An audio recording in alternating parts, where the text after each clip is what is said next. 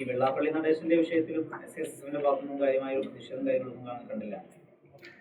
വെള്ളാപ്പള്ളി പോലുള്ള ആളുകളെ അനാവശ്യമായിട്ടുള്ള ചർച്ചകൾ സമൂഹത്തിൽ കൊണ്ടുവരിക എന്നുള്ളതാണ് നമ്മൾ മനസ്സിലാക്കുന്നത്. അതായത് ഞങ്ങളൊക്കെ ജീവിച്ചിരിപ്പുണ്ട് എന്നറിയിക്കാൻ വേണ്ടിയുള്ള ചില പണികളാണിട്ടാണ് നമ്മൾ മനസ്സിലാക്കുന്നത്. മലപ്പുറത്ത് വിദ്യാഭ്യാസത്തെക്കുറിച്ച് അദ്ദേഹം പറഞ്ഞത്, നിങ്ങൾ അന്വേഷിക്കണം, മലപ്പുറത്തിൻ്റെ വിദ്യാഭ്യാസ വിഷയങ്ങളിൽ സർക്കാരിൻ്റെ ഭാഗത്തുനിന്ന് വേറെ ശ്രദ്ധ വേണ്ട ഒരു സാഹചര്യം മലപ്പുറം മാത്രമല്ല മലബാർ. ഞാൻ നേരത്തെ നമ്മൾ സൂചിപ്പിച്ചു,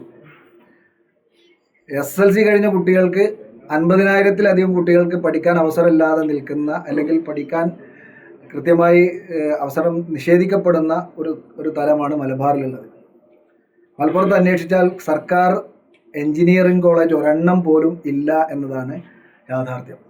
സർക്കാർ എഞ്ചിനീയറിംഗ് കോളേജ് ഒരെണ്ണം പോലും മലപ്പുറത്തില്ല എന്ന യാഥാർത്ഥ്യം വെള്ളാപ്പള്ളിയെപ്പോലെ അനാവശ്യമായി വിവാദം ഉണ്ടാക്കുന്ന ആളുകൾ തിരിച്ചറിയേണ്ടതുണ്ട്.